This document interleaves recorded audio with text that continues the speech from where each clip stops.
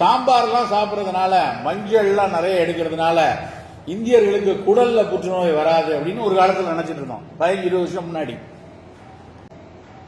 Colon cancer இன்னைக்கு பெருகிக்கிட்டே வருது.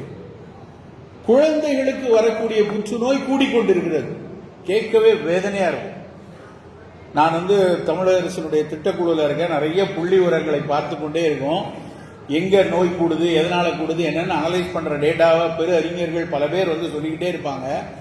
ஒவ்வொரு நேரமும் பதைத்து நான் கேட்பேன், சார் உண்மையிலேயே கொஞ்சம் அவேர்னஸ் வந்ததுனால நிறைய பேஷண்ட் சீக்கிரமே புற்றுநோய் தெரிஞ்சு வராங்களா, இல்ல உண்மையிலேயே கூடுதா அப்படிங்கிற கேள்வி ஒவ்வொரு முறை நான் சந்திக்கும் மருத்துவர்களிடம் கேட்பேன்.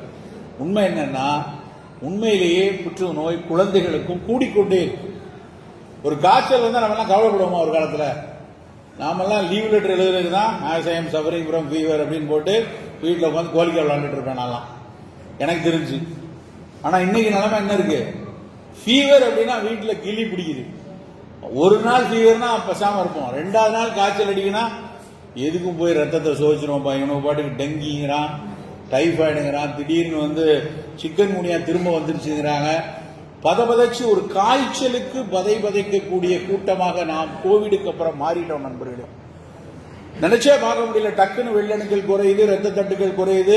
இது வெறும் காய்ச்சலா இல்ல ரத்த புற்றுநோயான்னு யோசிக்கக்கூடிய அளவில் காய்ச்சல் பயமுறுத்தக்கூடிய சமூகமா மாறிடும்.